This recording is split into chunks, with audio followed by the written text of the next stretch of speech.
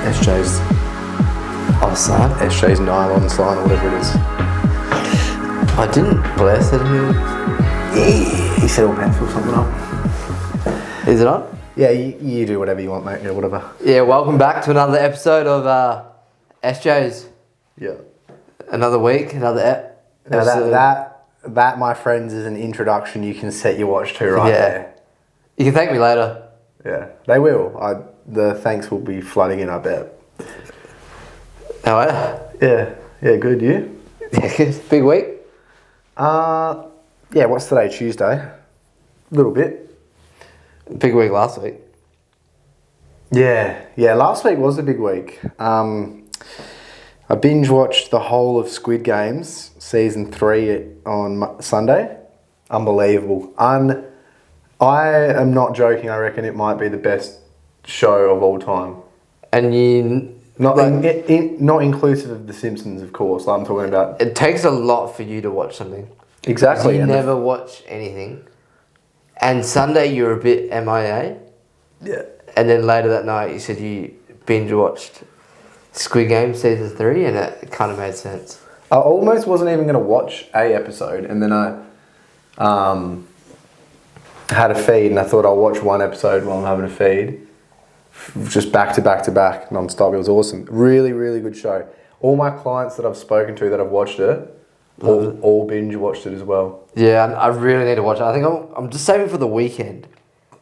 Because if I start, I think I wouldn't be able to stop. Yeah, well, it doesn't matter because the ending, basically what happens is the... Shut up. You can't... No, shut up. You don't want to know? No. You're scared? Because I really want to... I really want to just look into it and watch it. But I don't want to ruin my sleep. But at the same time, like, should I just do it? Like, should I just watch it tonight? Well, how badly do you want it? You mustn't want it that badly. Nah. If you wanted it that badly, we wouldn't even be doing this right now. You'd probably be watching it. Yeah, true. No, I need to watch it because I want to chat about it. So unbelievable. In our next ep, we'll be breaking it down a bit more. I won't give anything away, but the one thing I will say is that there's just so much opportunity for everything. Okay, it's good to know. Yeah. Apparently, my client this morning, he wasn't giving me much info, but all he said was that there's a lot more drama. Yeah, well, season 2, I think everybody agreed wasn't as spectacular as the first season. It was still good. No, it's still good, but you can just tell that, or everyone was expecting a lot more. Yeah, and it didn't live up to season 1 because of season 3. Yeah, makes sense. But I don't know if you want to know more about season 3. No. Character involvement, stuff like that. I want to know, but I don't. Because I don't want it to ruin it. I need to watch it. Fair enough, you can go watch that then in your spare time. You want to talk about the testing day? Great day. Testing day 2.0. Yeah, it was good. It was actually a really fabulous day. Yeah, it's good results. People had a really good time. Yeah. Like, Mandy, she obviously she did a goblet squat, but she's never done bench and she's never done deadlift. We'll go back to the start. Big Mandy never trained. Yeah. We found her one day at the beach. She talk to you or did you talk to her? She just came up to the group and then I got her number. And then from there, we'll just like let her know that we do sessions every Saturday. And she said, yeah, I'll come. And then she didn't come for like probably 6 weeks. Yeah, now she's in the wall. Yeah, she's just there twice a week. Yeah. She's smashing it. She's doing well. So shouts out to Mandy. And she'll be listening to this right now. I was about to say she'll be listening to this, so shouts out to her. Big Mandy as well. Yeah, shout out Big Mandy. B-I-G. Yeah, she killed it. I mean, she's a great example of SJ's, how she went from not training at all. She was still moving around, like walking a lot and stuff like that, but she actually injured her leg when she first met her. Yeah, fractured her ankle. And she's gone from that, very hesitant to train and all that stuff, to now she's training, jumping, sometimes she runs. Best thing about Mandy is she just gives it a go. Yeah, she gives it a crack. Like, she never holds back, she just rips in. Yeah, never holds back with the training. No, it just rips straight in, yeah. Yeah, that's good. And the yapping as well. Yeah. She knows that too. She can chat. We need to get her on this podcast one time, to be honest. Yeah. For the first ever 10-hour episode. That'd be good. But no, that was good. A lot of people got PBs, which was cool. There's some big lifts, some impressive lifts. Aaron with a huge 117.5 bench. Yeah, that is huge. He should have just gone... He's almost at 3 plates. Oh, that's a big jump. 3 kilos. Oh, I thought you meant 3 plates at the 20. Oh, sorry. That'd be Yeah, 140. That's 140. But yeah, you always want more, don't you? You do. That's the problem with the human psyche. You always want more. But it was good. It was good. There was a good competition, especially with the girls. The girls cracked in majorly. Like, they were all pushing each other well, which was good. Especially Shannon and Abby. They trained together.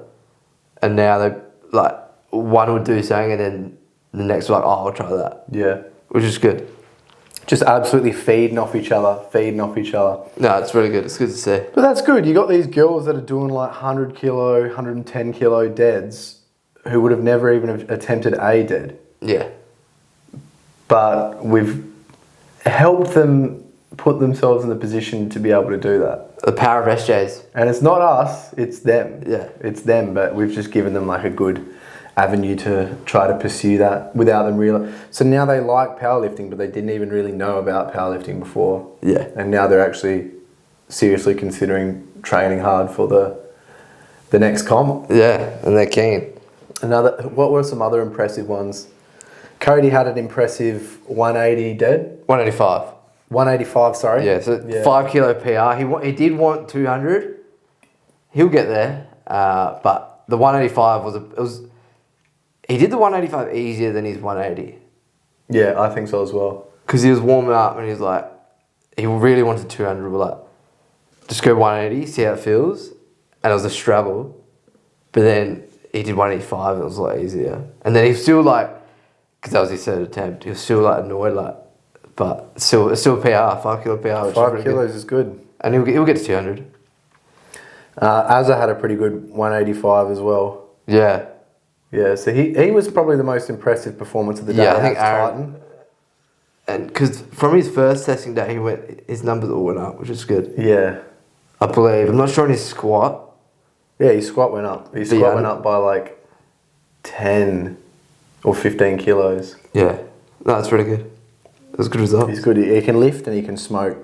He's good at both. Not sure what he's better at, maybe equally. Yeah, maybe. I think so. But gee, he's good at both. Az is a good all-rounder. Yeah, because he balls too. He's in our Wednesday basketball team. And he can shoot, he can rebound. Yeah, he's got pretty good skills considering one of his fingers is so deformed. Yeah. Like, you're looking at that thing just dangling off the lateral end of his hand and you think, this dude probably can't... Probably hindering him a little bit, but it's not at all. Nah. Maybe that's his superpower, having a weird-looking hand. Weird-looking finger. Maybe. Yeah. But, yeah. Also, Ivano jumped in for the bench. Oh, 130. So, as you do, just jumps in. He already done a push session that day. I know. I don't understand why those boys did a whole push sesh and then did their bench testing. And then they're just like, they were already, I've seen them before. I wasn't really paying attention to what they were doing. But I noticed that at one stage they were on the Smith, like smashing out incline bench. They would have been so fatigued already. But then, he just casually walks in and does, 130? I think he tried for 135. Didn't get it. I think he got maybe 130 or something.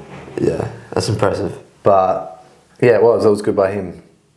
Hopefully they come next time and do squat and dead. That'll be good. Well, I was speaking to him and he was saying, we want to try to get back into those lifts. And I was like, well, our next testing day will be in 3 months, Rockingham Revo. Perfect opportunity if you want to power lift and test your abilities without entering a formal competition. Yeah. It's as chill or as intense as you want to make it. And you can't lose from it. Yeah, and it's great experience as well. Great experience. There's nothing like doing a lift in front of a group of people trying to actually hit a PB. Yeah.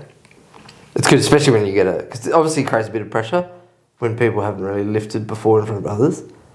But when you do get that PR, it feels just a little bit better. It feels sweet. Not that I got any. When we did it last time, I didn't get any PEPs. Yeah. Oh no, I did. I got. No, not your bench. Your squat. I got a bench PB. I've benched more than that before, but in terms of, I've never done a bench comp, so that was my first comp. Yeah. And I PB'd, but my squat and my deadlift was like 30 kilos less. My squat was like 20 kilos less. Well, you were a lot chunkier back then. Yeah, it was about 10 kgs heavier. So I had a bit of a frame like you, so pretty cuddly, squishy. So you take that as a win because you're 10 kilos lighter and you're still pushing heavy. Yeah, but also I didn't train for those lifts. Yeah. I reckon if I squatted for a month, even at this weight, I reckon I could squat 170. Yeah. And then I reckon I could, if I practiced deadlifting, I reckon I could deadlift like 220 maybe. Yeah, you do have a strong deadlift. Yeah. Because I literally didn't do any deadlifting and then just went and did 180 easily, but then I could not lift 200 to save my life. Also, like, people see it as a negative, but a few people failed the lift, which is a low-key good thing because then they realise that it's okay to fail. And, like, especially my mum, she failed, but she learnt the way to how to get out. Yeah. She was in that hole, and before she was a bit worried about what happens if I get stuck in there. Yeah. But then we told her what to do, and she did it. It made her feel a lot easier going forward. If she's going heavier now, she knows what to do. Absolutely no shame in failing. You can't be upset at yourself if you what are you going to say to yourself like, oh, you couldn't do that even though you tried. Yeah. It's not like you're lifting the bar and thinking, oh, I don't want to lift this. You do want to lift it. If you can't do it, such is life, mate. What can you do? Go back to the drawing board, prepare a bit better. Yeah. But that's it. So SJ's, we don't market this because we're just shit businessmen, but we will market the next one. Testing day 3.0. Testing day 3.0 in 3 months. Perfect day to test out your abilities. Perfect opportunity to practice the lifts. Good excuse to practice them. And also, like you just mentioned, to learn. Yeah. Learn. And also the camaraderie was cool. Everyone had a ball and then we went back to the cafe after. It's just good energy. Great energy. Yeah, so we're looking probably around late October, early November. And we saw a lot of people at the gym were looking over watching. There's a lot. Jump in next time. Jump in. Like Yeah, we're looking at you. I don't think we look like very scarce gentlemen. I think we look very approachable. Who do you think they're more scared of? Don't know. Out of us two? Yeah. Maybe me. Not that I'm a scary individual at all, but I've got about 45 pounds on you, so... Maybe. Oh, no, I don't. Not 45. I'm literally like 10 kilos heavier than you, hey? How much 20. How much do you weigh? 53, 54? Yeah, so about 20 kilos. Yeah. What, and you're about a foot higher than me? A foot? Probably about 6. 2 foot higher than me? Yeah. I don't know if that's a positive for me or a negative for you. Don't know. But it doesn't have to be, but nothing's good or bad. Yeah, exactly. Let's just get that straight. Nothing's good or bad, it just is. Yeah. Hands down. This I could argue is pretty bad. A woman killed 3 people with, you've got soup written here, but it wasn't soup, it was a pie. That was soup. No. She laced the soup with mushrooms. Or was it a pie with mushrooms? A pie. Oh, I swear it was soup. I'll look it up. Do you swear? I mean, Nah. if you swear, if you swear, why would you swear about it? Well, my mum told me. I just backed my mum. I thought she said, unless she did say, all I knew was something to do with mushrooms. And she killed, it was her old in-laws, I believe. The 2 old in-laws and then a sister. A Wellington pie. I swear, it was beef Wellington. Beef Wellington pie. Oh, okay. Yeah, okay. Jake's right. Oh, yeah. But yeah, what's with that? That's messed. I've seen it on the news for months.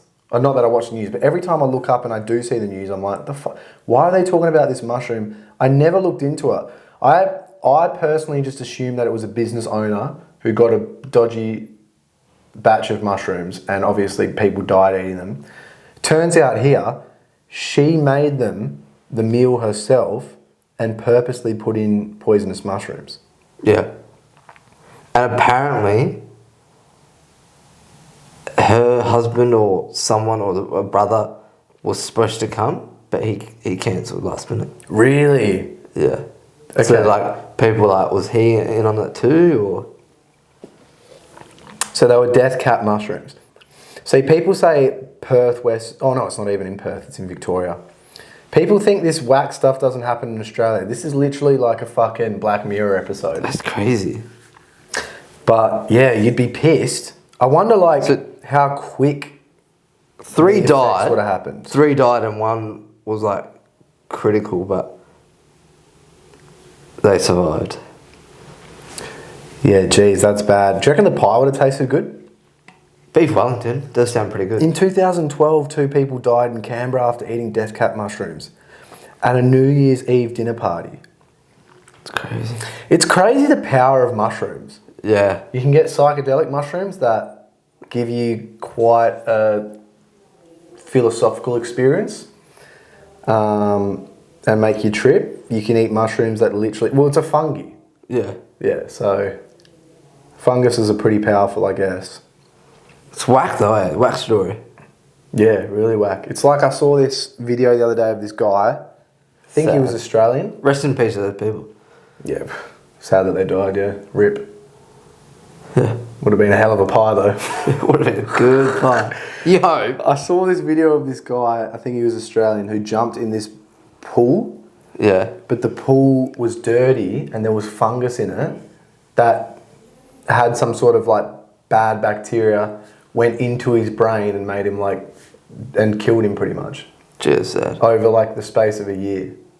That's sad. Well, so his health deteriorated drastically. That's really... There was a story years ago, I remember on Australian Story, this kid was just playing in the backyard and like water from a hose killed him. Fuck, that is bad. Because the water that was left in the hose got stagnant. Yeah. Would have bacteria. And then I don't know if someone turned it on and then he swallowed it or what.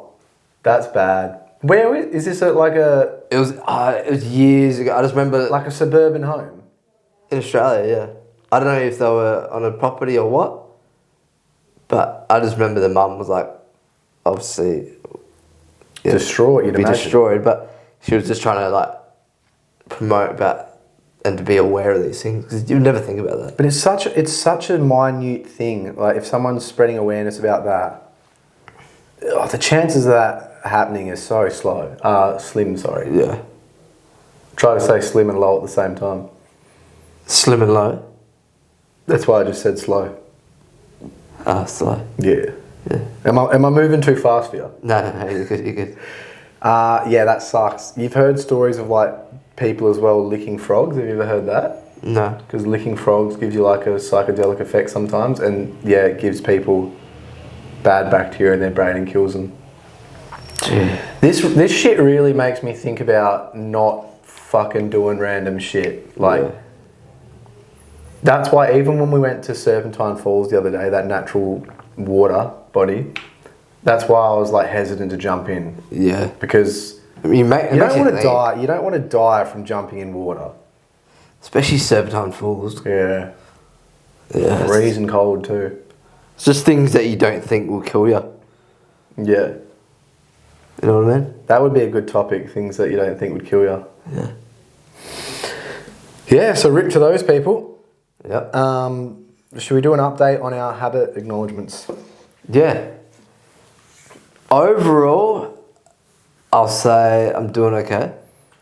There's room for improvement. Yeah, so just to preface, we brushed over last week a couple habits that we want to do and don't want to do. Yeah. Both agreed that we don't want to doom scroll. I've been doing alright with that. Yeah. Like, if I go to do it, I'm like, okay, I'm dooming right now, and I'll let go. And just flick that finger away. Not up, like a good flick to delete that Instagram app. So I've been doing pretty good at that. Big improvement. And definitely probably like 50%, 80% decrease. That's a heaps decrease. So, yeah. 80%. Yeah. I reckon. That's fucking heaps, man. So that's a win. That's an objective. But I'm still doing it. But yeah, nowhere near as much. It's a huge accomplishment. How about you? The day after, I doomed the house down. I think there's like 6 reels that you sent to me the other day.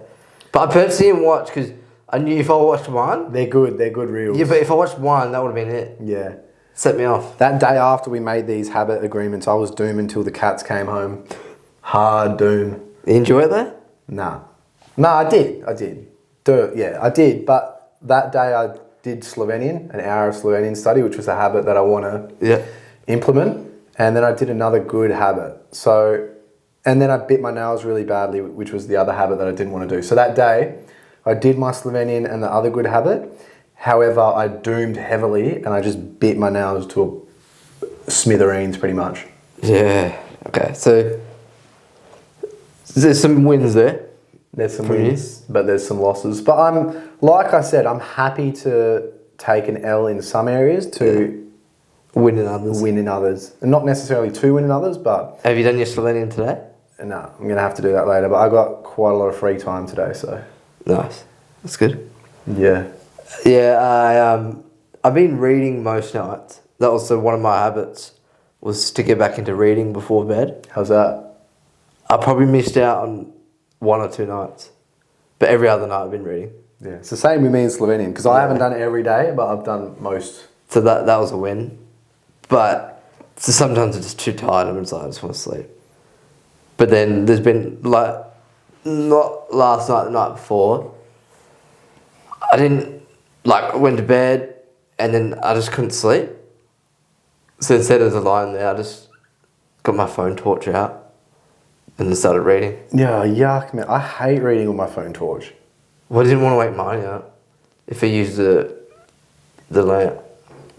So I used the torch and I read for about 5-10 minutes and then I fell asleep. That's good. So that was a win. And then my other one was just be better with time, which I say I have been a bit better. Like, yeah, but you can't constitute a win in that area. Yeah. It's way too broad of something. Yeah, well, what I've been doing is that, so every day, I haven't actually done it today, but every day, I've got a weekly checklist of things I want to get done. And then every day I break that down again into is it called a microcycle? Is that what you call it? And then, and that's what I want to do for that day. Just so I have a clearer picture, because I work well when I have to tick things off. Yeah, that goal is to utilise time. Would a better goal be to complete the checklist? Yeah. Because then in turn, you're objectively doing something which then objectively can define that goal of utilising time well. Okay, yeah, I'll change that goal to that. I need to do that as well. I really need to make a list of stuff to do. And then I'm going to, say on a Friday, so I'm going to start on the Monday, have a list of things I need to do, and then every day break that down, and then on the Friday, review back to the things I wanted to do. Nice. Yeah. But that's it. So we're probably in a similar boat. Yeah. Some wins, some losses. Yeah. Some areas for improvement. I'm really happy putting that Slovenian study at the forefront over, say, not stopping biting my nails, but I should really just stop biting my nails. Yeah. I'm trying to, when I notice you do it, call you out a bit more on it. You need to, because it just gives me that. Yeah. Yeah. You gonna do it? Yeah. But sometimes as well I get annoyed when people do it to me, but then I have to think they're not doing it to be annoying. They're literally telling you to stop because they know you don't want to do it. Yeah, but that's everyone. Everyone's held defensive. Yeah, it's like... Because you're low key, you know you don't want to do that. Yeah. You know that you shouldn't be doing it. So when someone tells you not to do it, you're like, yeah, I already know. Piss off. It's like telling a crackhead just don't smoke crack, and they're like, I know I shouldn't smoke crack, cuz. I know I shouldn't. Yeah. But I want to. Yeah. It feels good.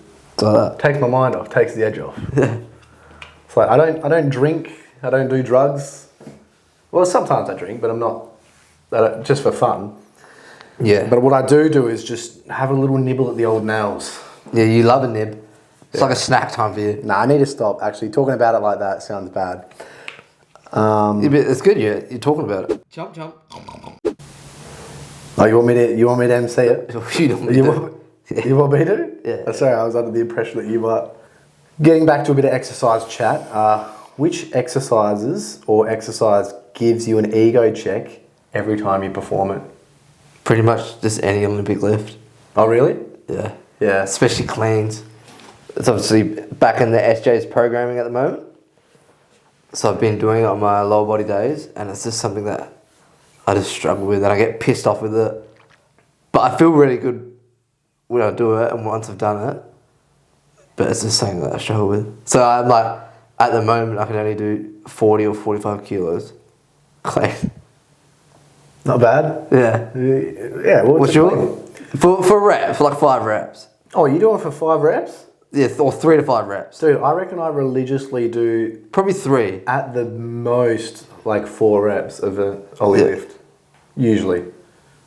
In a set? Or like just general? No, in a set. Yeah, that's what I'm doing. Maybe like, don't think I do 5. I usually do 1 to 3. I think I do around, probably averaging around 3, because I'll just do it, and then once I know I won't be able to do any more, I kind of stop. Yeah. But yeah, That's alright. I mean, you're executing the lift. Doesn't really matter what the load is. I know, but I'm just saying it gives me an ego check, because I'm just like, fuck. Yeah, yeah. How about you? I've realised from this question that I'm way too sporadic with my programming. Like, I'm constantly just doing too many different things. I really need to just lock into a program and narrow down and just get stuck into the same exercises. But a Zercher rear foot elevated split squat, that really humbles me. Just because it really cooks hard. you? Yeah. It's really hard. But I really love it because that is one of the exercises that gives me the best hip extension results. Yeah. It feels like someone's squeezing my glute.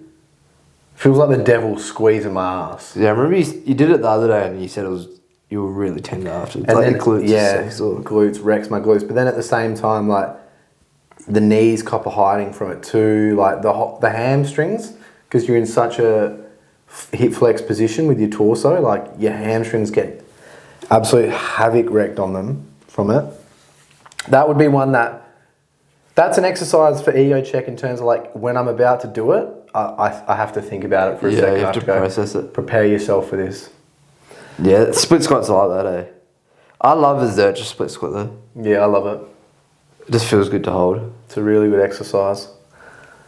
I can find it a bit awkward getting into it, but once I'm into the position, I'm good. Yeah. Do you set it up on the squat rack? Or do you just use the fixed barbells? Nah, squat rack, not a fixed barbell. Yeah. Yeah, squat rack. And just so you put it on the safety bars? So you just need to get underneath? No, I put it like literally on the squat rack. And the hooks? And then the hooks, and then I'll take it off. Yeah. Great exercise as well. Like the way you can manipulate a Bulgarian split squat or rear foot elevated split squat, whatever term you want to use. Like you can make it hip dominant, you can make it knee dominant, you can work the hamstring more. Like there's not really any other squat variations where you can encapsulate everything that you want to, inclusive of like hamstrings. Yeah. So, that's pretty good. Nice. What else for you? I've been doing them, but yeah, snatches, like I said, going back to Olympic lifting. Split squats they are one that always give me an ego check. They just ruin me. And I'm like, before it, like you said, like I have to really prepare myself. And then afterwards, I have to just sit there because it just cooks me. And like, I wouldn't be doing much weight, but it's still ruined me. Apart from that, bicep curls used to always give me an ego check back in the day, but now I don't really care about them. Like, I just do them. Yeah, see, bicep curls give me an ego check because I don't ever do them. So the random time I do them, they like literally wreck my arms once a year. Yeah. Yeah, biceps just because I don't do them. Yeah. But that's what I'm trying to say. I revolve around so many different exercises all the time that like a lot of them give me a big ego check, but it's because I don't do them that often. Yeah. So if I just locked in on an exercise for a while, I feel like I wouldn't get a massive ego check or anything. No, yeah, you wouldn't. Obviously you get an ego check from everything, but I don't know. In the gym, I don't really worry that much about the weights and stuff like that. I don't know. I just struggle to improve on cleans. Yeah. So like I always do them for a period of time, and then I just get frustrated with them, which I shouldn't. Like, I should just keep pushing. But yeah. This episode is powered by SJs, training, community, and everything in between for only $1 a day. Check out our free 7-day free trial now. Umbrellas? Oh yeah. Let's do that. Umbrellas, what are your thoughts? I hate them. Why? I hate them with a passion. I'd rather get wet. Why? They just annoy me. Because what part of them annoy you? Like getting them out, setting it, like unracking it, and then, or whatever you call it, opening them up, and then the wind gets it, and they go everywhere. Yeah, and get granted. Also, like if I'm with an average sized person, they'll be holding it, and then like I got to walk with them, but then like I'm still getting wet a little bit. Yeah. And they're being nice, like telling me to be under there, but like, yeah, I've never clicked with umbrellas. I don't know why. I'd rather just have a rain jacket or get wet. I just hate umbrellas. I couldn't be more opposite to that. Yeah. I love umbrellas. I love umbrella culture. Yeah, I don't know why. It is in Perth. Yeah, because in Perth, no one has umbrellas. I can't remember the last time I saw an umbrella here. When I was in Taiwan, even in summer, everyone had umbrellas. You walk into a store or a shop, whatever, there's an umbrella rack, unfold it or whatever, unrack it, whatever you say. I don't know what the verb is. Yeah. Put the umbrella in the rack, walk inside, come back out, grab your umbrella, put it up, go for a walk. It's fucking sick, man. Yeah. I really love it. I really love umbrella culture. Because you said this the other day, and I was like, I just couldn't click with that. And yeah, I think it's because, like, I'm thinking about it right now. I think it's because if I'm with an average size and they have the umbrella, I'm still getting wet. But how's that the umbrella's fault? But that's why your fault. That's your fault for not having an umbrella. I know, but yeah, I agree with that. But I think of umbrellas, I think of that. So it just annoys me. You know what I mean? So you correlate umbrellas with that bad experience of unwantedly getting wet? Yeah, but yeah, I'd rather just get soaked.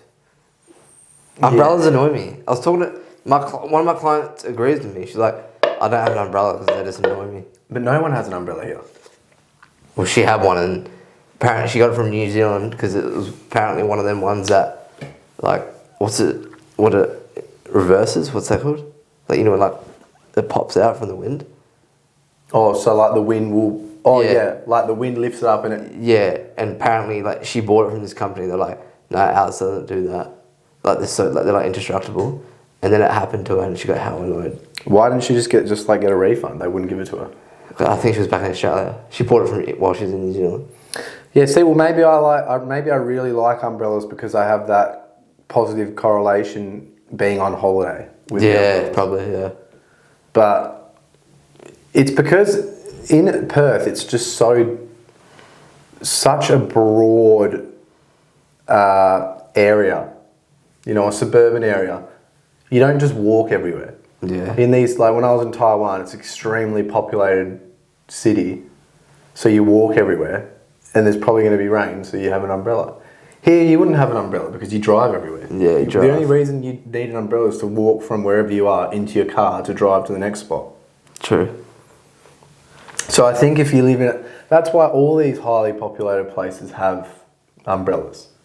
And they probably value them a little bit more than us. I didn't value them that much until I went on that trip, to be honest. Maybe I need to go on a trip to Taiwan. Firstly, you need to go on a trip to Taiwan. I want to go to Taiwan. Shouts out to Taiwan. And if I was you, I'd probably get there definitely in the next 5 years, if you can. Yeah. Because then you might not get a chance to go. Yeah. Yeah, dude, it's on my list. Really good. I would go again, because I didn't do the south side, which is not as good as the north, allegedly, but... Would you do both? The south and north? In one go? If someone guaranteed me 70 more years of life, yeah. Yeah. But because they can't, I'm not sure. I can't keep going to the same places over and over again. Yeah, I know, but if it's good and you like it, I do agree with that. But some places that there's a few places that I'll continue to go to forever. That's them. But there's other places I really have to come to terms with being comfortable with going somewhere, loving it, and going. that's it. That's it. That was a really good experience. On to the next one to see what the next one's like. Yeah. You know, like I've got a friend's birthday in Bali in like October. And I want to go, and I'll probably go if I can. But at the same time, it's like, I've been to Bali like 15 times. It's different with Bali though, I think. I feel like, because it's like, being from Perth, we always go to Bali. And it's just, like someone says they're going to Bali, you're like, oh, enjoy. You're not even excited for them. Yeah. You know what I mean?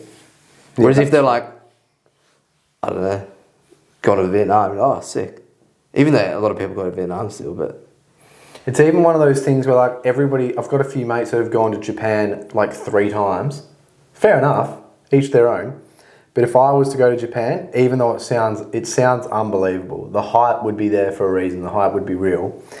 I would want to go there for like a month, maybe a bit longer, see everything, and then be like, okay, that's Japan ticked off the list. Yeah. On to the next one.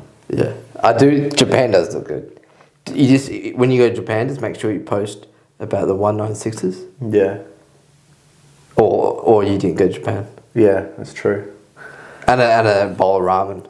Yeah, I'll have to do that. I actually can't wait to go there one day. I'm waiting for the hype to die off, but I don't think it will. But you know what I mean? Because I don't want to be on my deathbed and thinking like I missed out on half the world. Yeah. Because you know, we have this conversation all the time. It's a reoccurring conversation. Whereas like we're getting less and less opportunity to just go do bullshit stuff. Yeah. So true. I've never been to North America. It doesn't look like there's any time soon where I'm just going to be able to go for as long as I want to see everything I want. Yeah. So it means that I can't keep going to Bali over and over and over again. You can't. I don't have the luxury of time or money, to be honest. So I really need to. That's why I really want to go and explore some. My next trip, I'd love to go to Pakistan and Afghanistan. Tick them off the list. The mountains there. See what they got to offer. Tick it off the list. Oh, I've heard Afghanistan's bad. I went there. I saw a lot of what I could see firsthand. Yeah. Obviously not everything. This is like Taiwan. I kept hearing shit about Taiwan and I went. Yeah, exactly. And I loved it, but I probably won't go back. Yeah, because you had a good experience. You don't need to go.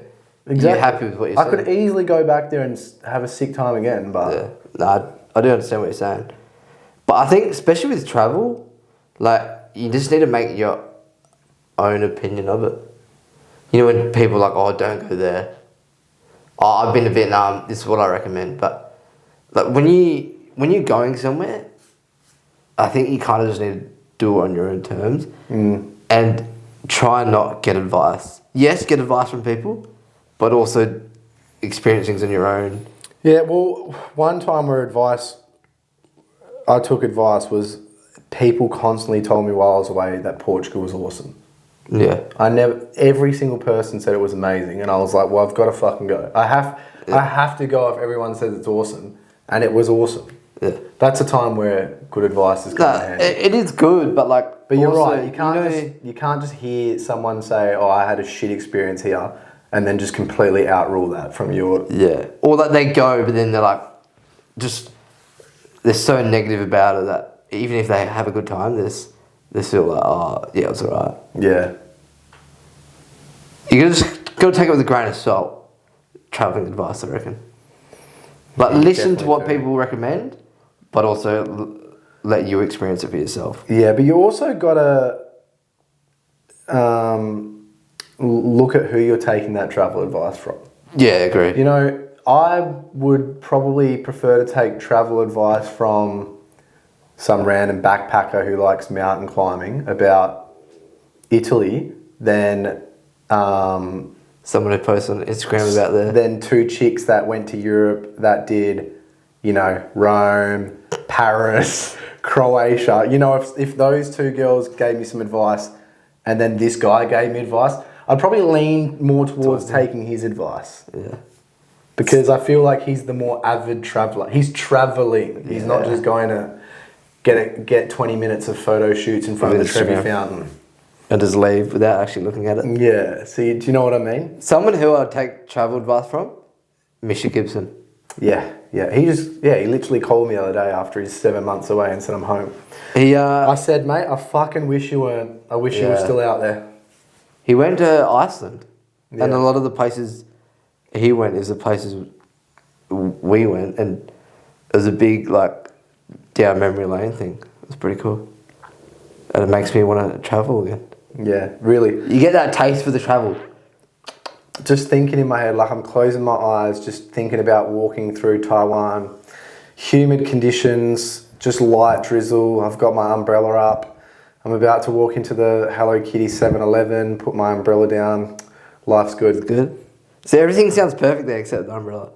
And that's why I love umbrellas. Yeah. No, that is good. It's a good memory for you. I can see why you like umbrellas. Yeah, so I really like umbrellas. If I lived in a really highly populated area with a lot of rain, I would be rocking an umbrella. Plus, just before you shit on umbrellas anymore, fucking an umbrella you can put up and put down whenever you please.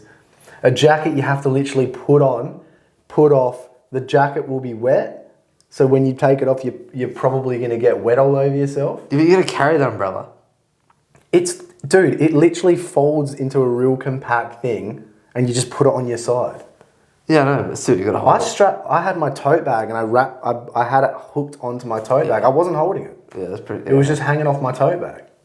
I think I just need to go to I think it's more because Perth, it will rain and then it won't rain. So then you're just holding the umbrella. Down, and then it will fucking knock. And then you just hold the umbrella and you're like, why do I even need this? Yeah. So if I was in a country where it rained a lot, I'd probably have a bit more respect for umbrellas. Yeah. So if I ever live in a country where it rains a lot, I'll see if my opinion changes on umbrellas. Well, you definitely utilise them. Yeah. Yeah, you definitely utilise them for sure. I don't see why you wouldn't. Jump. Talking about the cold, what are your thoughts on people that boast about not getting sick? And just to preface, I was one of these people in the past. I was one of these people too. Yeah. See, like, I used to boast about it. And, yeah, respect, because obviously you have good habits, you have good healthy habits that make you have a good, strong immune system. But at the same time, like, I seen someone the other day post about it. I'm like... Who was it? I don't even know. It was on Instagram. Or it might have been spinning a reel when I was dooming. I was just like, yeah, okay. But why do you need to boast about that? Yeah. Why? Like, yeah, good on you. You got a healthy immune system. You're sick for the first time in, 2 years? But at the same time, like, who cares? It's like everything though. Why would you boast about anything? I know the weather's a little bit more like nuanced, like being sick, who really gives a shit? I used to boast. I remember I used to be sick all the time, and then I literally was like, fuck it, I'm just not going to wear a jumper, not wear a tracksuit, not like, just deal with the cold for ages. You did cold showers, only cold showers, and then I actually didn't get sick for like a year, Don't know if there's probably no correlation, it's probably just mentally... Placebo and all that. Placeboed, but I boasted about not getting sick, so I was happy that I wasn't getting sick anymore, and I was like, look at me, I'm not getting sick, I'm trying not to get sick, and I'm not getting sick. But yeah, it doesn't do much for me when someone boasts about it. It's just like, I was probably annoying people and the people around me when I was boasting about not getting sick. I think the lesson learned is just people love boasting. People love boasting, yeah. That's not a bad thing to boast about, but at the same time, it's like, do you need to? I think the real problem is if people can, like, just constantly getting sick, like, maybe look at your habits and what you're doing and areas you can improve on.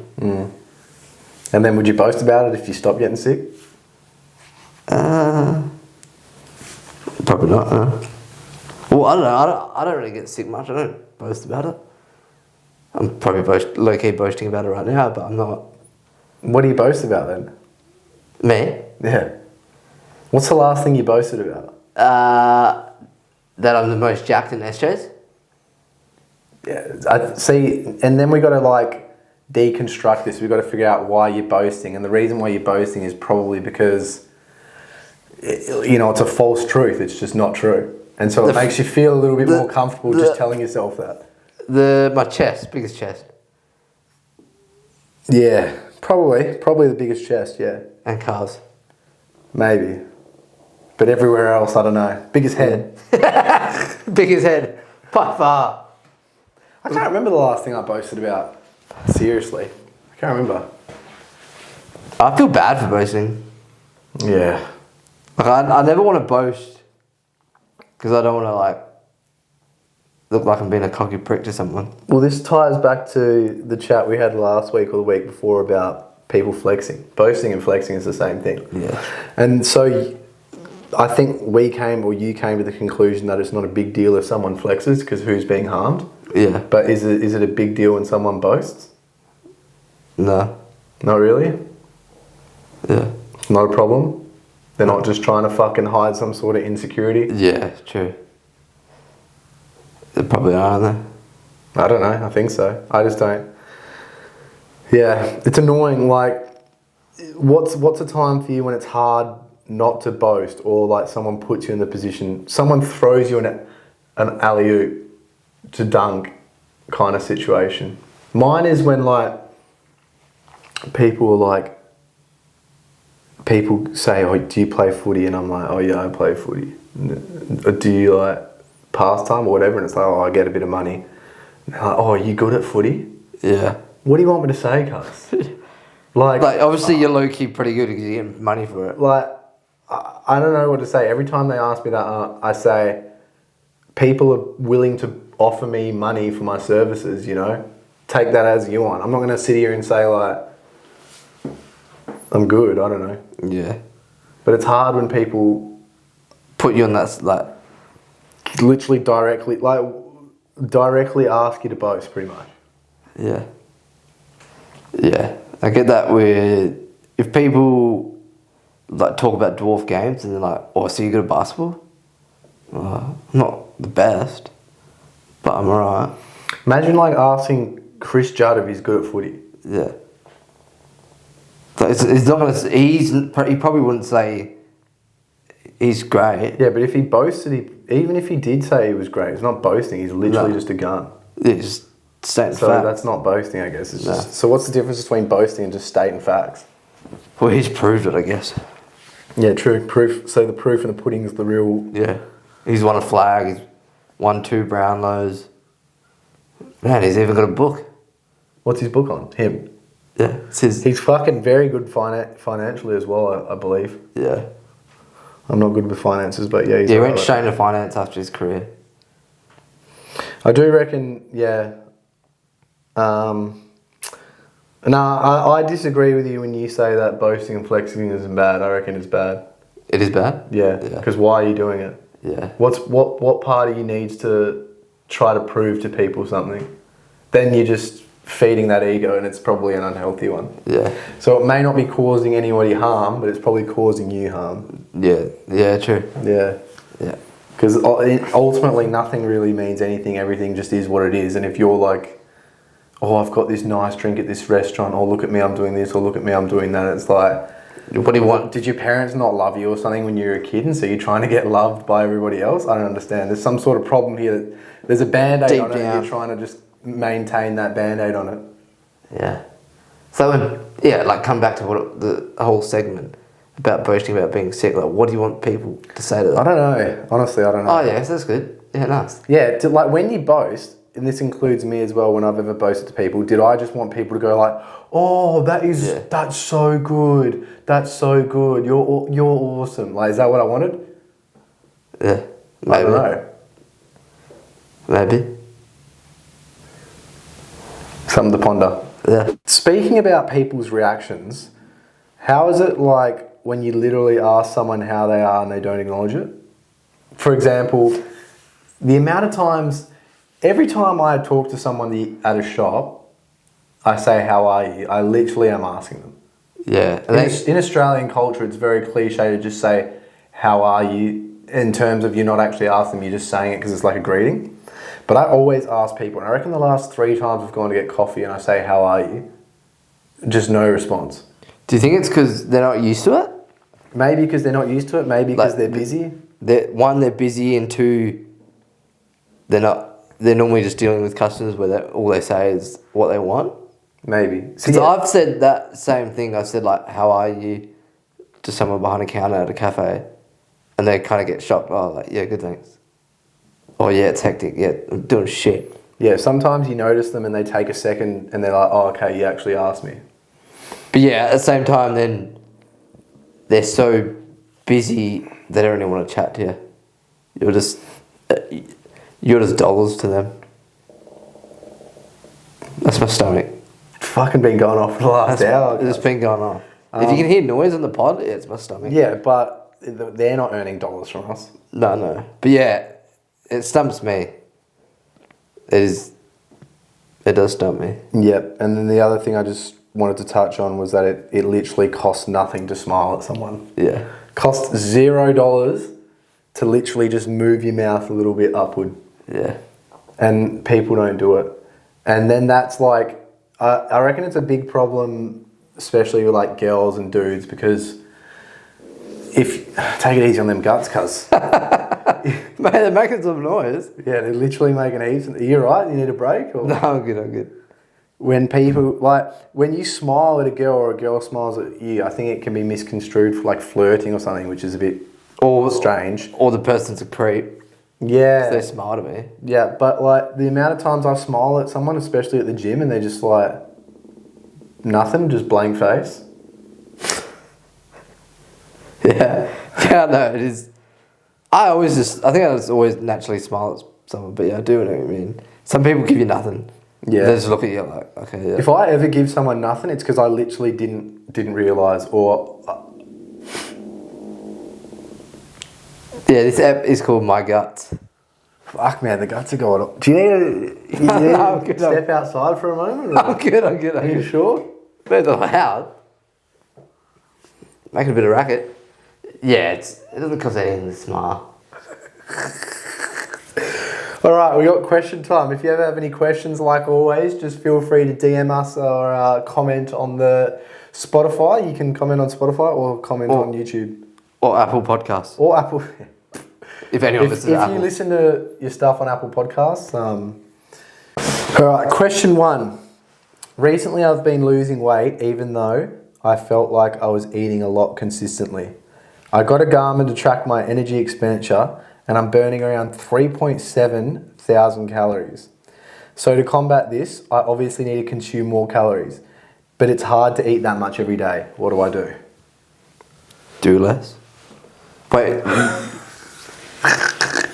They want to keep losing weight? Do you want me to reread the question? Yeah. Okay.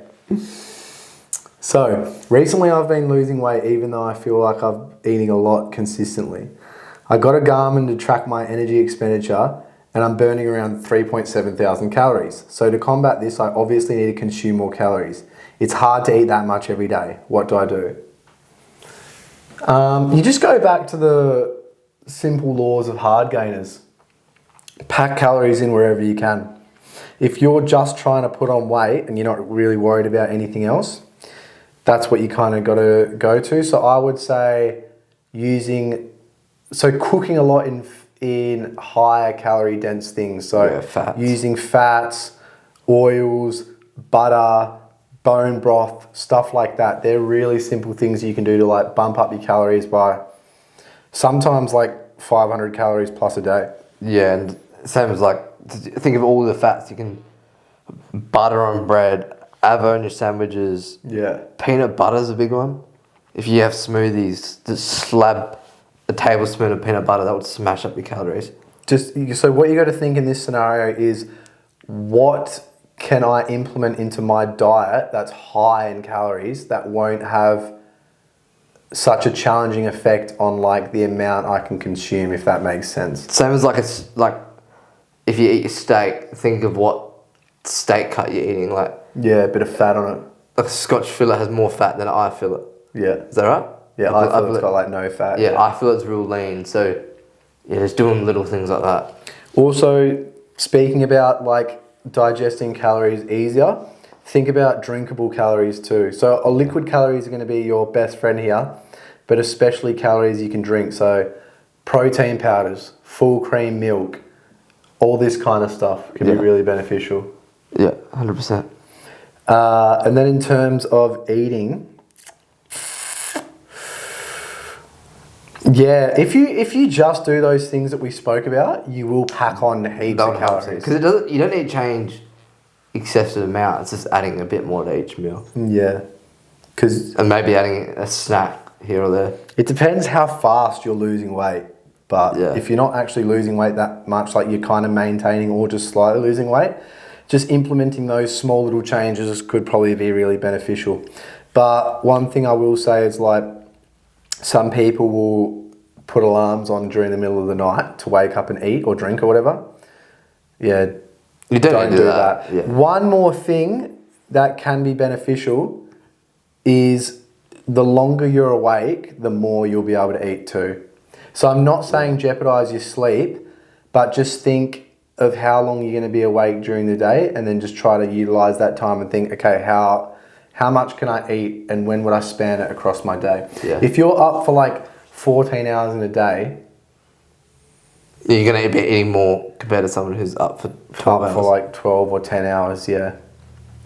I tend to find like if I'm not really busy and I wake up at like 5 a.m. and go to bed at 11 p.m, I'll usually eat like 4, sometimes 5 meals. Yeah. Whereas if I wake up at 8 and go to bed at 10, I usually just eat 3 meals. Yeah. Well, I always tell clients that if their goal is to lose weight, so obviously different to this question, it's how do they go with sleep? And if you can sleep more, it's going to make things a whole lot easier. Yeah, that's true. It's actually underrated how much sleeping can help with your diet. Yeah. In terms of timing, yeah, stuff like that. But yeah, that's it. Liquid calories. Look at what you're cooking your food in. Even like if you eat a bunch of rice, cooking it in bone broth. Yeah. That'll add like a couple hundred calories. Calorie dense meals. Yeah, but just don't eat too much because that can become a problem. Just be aware of it. If you just start trying to pack on as many calories as possible, it could quickly turn into something unhealthy. Like a dirty bulk. Yeah, like a real dirty. It sounds like you're going to have to dirty bulk already, but yeah, just be wary of that. Question 2. How to restructure your training when you're finding it boring and have no desire to train? Just make it fun. Yeah, you just got to find things that you enjoy, you want to get better at, whether it's a certain lift, a certain movement, and then change up how you're training, change with someone. Like if you train by yourself, maybe find a training partner that you can push yourself against. Sign up to something. I think that's underrated. Whether it's, I don't know, a fun run or a powerlifting comp, to sign up to something where you have an end goal and you're training for that. I think that is underrated. Yeah. For the gen pop, because like a lot of people see those events as you have to be a certain criteria. Yeah. Which is why something like an SJ's testing day is good because you don't need to be a powerlifter to do the powerlifting. No. But essentially, when your training gets boring, you just got to break up the monotony. It's getting a little bit too monotonous, a little bit too boring. And so all those examples could be really beneficial ways of you to essentially break up that stagnancy in your training.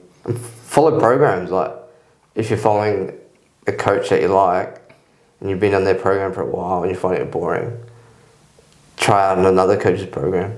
Yeah. Because like a lot of coaches have the same principles, but the way they do things are going to be different to how another coach does things. Yeah. And you can just find it a bit more interesting. But I know for when we're traveling, like last time we were traveling, we spoke about how we don't necessarily like gymming that much when we're traveling. Yeah. And so, for example, I find it boring to gym when I'm traveling a lot of the time. So what I do is like last big trip I went on, I just ran.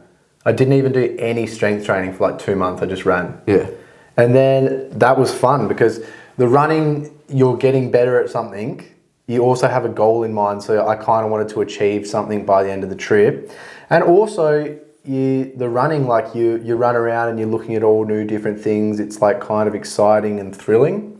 That's like an example of a time where I've thought training was really monotonous. Yeah. Also, and you would have enjoyed it a lot more when you came back to. Come back to strength training. Yeah, it makes you want it more. I also remember maybe like 5 years ago, I was powerlifting, but when you do I was powerlifting for at least half a year, and it catches up to you. Yeah. And so what I did was I started doing a lot of like cycling and mountain biking. Yeah. Like mountain bike tracks, jumps, stuff like that. Because that's not quote unquote training, but it's physical activity outside. Yeah, you're going to benefit from it. And so that covers all the things you mentioned before in terms of like having a goal, trying something new and getting better at something. Yeah. So that's kind of what we would recommend, yeah. And then you can even pick up a new skill like Olympic lifting or something like that and just get infatuated with that. Legit. I think, having goals is a big one. Or just training for something. Yeah. And also, you could step away for like 1 week. Yeah. It wouldn't hurt that much. People get It'd probably do you good. People get grossed out by the idea of taking a week off training. Yeah. Even I do. But you don't have to take a week off physical activity. You can just take a week away from the gym and do a bunch of other stuff like walking, hiking, cycling, playing tennis, all that stuff. It's not going to kill your gains, and it could bring back that love for the training and get you could take that week away, and then you could come back and think, I'm really excited to get stuck in again. Yeah. All right, question 3. Should I incorporate sled work into my training, and what are the benefits of it? It depends what you're doing. There's no harm in it. Fuck, I reckon everyone should do it at least once, practice it once. Why wouldn't you? Sled push or pull? Either. Yeah, I like both. Well, what are the benefits of sled? Benefits of sled is it's awesome for power. Yeah. Like, it's one of the best ways to train for power. It's so Neanderthalish. You're literally just pushing something really heavy, really hard, or pushing something really light, really fast. Also, one of the big benefits of sled that gets overlooked a lot of the time is that it's just concentric. Yeah, true. So when you perform any exercise, majority of the time you got a concentric portion where you're pushing really hard and the muscles are contracting, and then you've got an eccentric portion where you're kind of releasing, for lack of a better term, and the muscles are eccentrically contracting. The eccentric portion of movements are the ones that will give you DOMS, like delayed onset muscle soreness, and make you like really tired. So a sled's really good because you only get the concentric portion of a lift. So it can be really beneficial when you're super sore. Yeah. And the body's a little bit beat up, the muscles are sore. There you go. There's something where you only get the concentric portion of the lift, so you can still train really hard. And it's just fun. And it's super fun, yeah. It's super fun. Like, we obviously do it on our hit nights. And people just have fun with it. It's like it's like low-key humbling because it's hard. Yeah. But you feel good once you've done it. Because, like I said, it's tough. It's just rewarding. And it's good low-load exercise. Yeah. It's really good. I love it. And like you said, people always think about the push, but they never consider the pulling either. Yeah. Which is a quad burner. Yeah, it does. If you've never pulled, like backwards sled dragged, a sled, your quads will absolutely light up from that. But should you incorporate it? I reckon everyone should incorporate it once. How would you incorporate it? You could literally do it as like a warm-up. Warm-up. It is underrated as a warm-up. Really underrated as a warm-up. Great way to like warm up that stiffness in the ankle complex, like warm up all your joints, your hips, your knees, your ankles. Yeah, and you can do it for, like, depending how big your sled track is, you can do it for laps, or you can even just do it for time. Yeah. Like, just chuck a timer on for, like, whether it's a range from 2 to 5 minutes, and just go for that time. Yeah. Awesome exercise. You can do it as that warm up. You can do it as like a main power movement, so really get explosive, really drive with it. If you're doing it for power, you probably want it more towards the start, when you're not as fatigued. Yeah, definitely. You can also do it for like rehabilitation, or, for example, trying to make sure your body's healthy for like sports. So when you're doing, like I mentioned, it's really good for like ankle stiffness. Yeah. Which is a really important thing in sprinting, jumping, stuff like that. So you can utilize it like that for sports. Sometimes people can load their knees by doing a backward sled drag, and their quads when they probably can't do it with many other things, or they just don't know how to. Yeah. So you can do it for rehab. Also, it's not a one-dimensional just push. So we've already mentioned you can push it, you can pull it, but you can also do like a lateral sled drag. Yeah, you do that a fair bit with your clients. I do that a lot because it's, like I said, really good for you. The sled is so underrated for your hips, your knees, and your ankle joints. Really underrated. Yeah, it's good. And also with like a lateral sled drag, you can't mimic that movement with much in the gym. No. It's really like a sled and you can't do anything. a few other things you can maybe try to, but not as good as a sled. But yeah, I've got it as a repeating thing throughout the year in my program. Yeah, I did it the other day for the first time in ages. Yeah. I used to smash it. But yeah, no, it is good. So yeah, I reckon it's an underrated piece of equipment in the gym. Yeah. It's barbaric as. It's just pushing something really, really hard. Yeah, just give it a crack because you feel good after. Yeah. Question 4, final question. Bench, start or cart the SJ's McAlease members. Oh. So we've got Brucey. Brucey's... Him and Austin have been around the longest. I'm cutting Austin straight away. Why? Because he's technically not a member of SJ's. He's not a member right now, So but- he snaked us the dog. Screw him. Nah, I think I'm starting Bruce because he's been the most consistent, especially of late. Ethan, he just needs to train more. Yeah. So how do you sorry Ethan, but you need to get that reward, so that you need to earn your reward. So I'm cutting Ethan. And I'll bench Austin and he can be my sixth man. Because with Austin, when he's come to our Thursday nights for ages, he had that dog. Oh, you got it. And if Austin was coming to hit, you knew the intensity was going to be high. Yeah. So that's why, if I need a super sub and Austin's there, I'm like, yeah, get on. Yeah, that dude was smashing sessions before he went to Canada. But I feel bad because Ethan's a current member, but sorry, if you need there's no right or wrong. There's no right or wrong answers. The only wrong answer would not be starting Bruce. Yeah, Bruce is a lock for starting. And if I got to choose the specific version of them that I would lock in, it would have to be backward cap Bruce. Backward cap. Yeah. Sometimes he's in the gym and he's got the cap on backwards. That's who I'm chucking in there.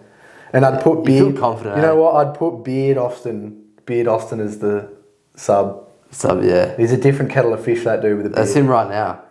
I want him to come back with a beard. I want him to come back with a beard, those Nike shorts, and then one of those grey shirts that hasn't been washed for like 4 sessions. And he comes back straight for a SJ sesh. Yeah. And you just know that everyone's going to be training 10 times harder. Yeah, he's somebody that raises the level of everybody around him, eh? Yeah. He's got that aura. Yeah, aura. He's got a bit of aura about him, that kid. Fashionable, handsome, great beard. Loves a good time. Loves a good time. Very philosophical dude. I feel like he's got all the necessary requirements to absolutely obliterate dating apps. Yeah. Besides, he's like 5'9". So that means he's got a good frame. Yeah, it means he'll get absolutely nowhere on dating sites. He's got literally everything except that height, the most crucial part. Yeah. But he'll be listening to this while he's tree planting. Yeah. Unless he's on another side quest. Hopefully, I pray that you're on a side quest, eh? Yeah. But yeah, that would be me. So what's the moral of that? Emac's got to train more? Yeah. Yeah. We'll cut him some slack. He's just had some surgery in his knees. Did he? Yeah, on one of his knees. It's a bit of a clean out. Oh yeah. Well, we shouldn't dox him too much, and he's going away soon to Darwin. Canada. Oh yeah. He's doing a snow season. Good on him. We all got to do it. We all got to do it. Yeah. I hope one final segment. The over and unders. The one we all love. Let's see.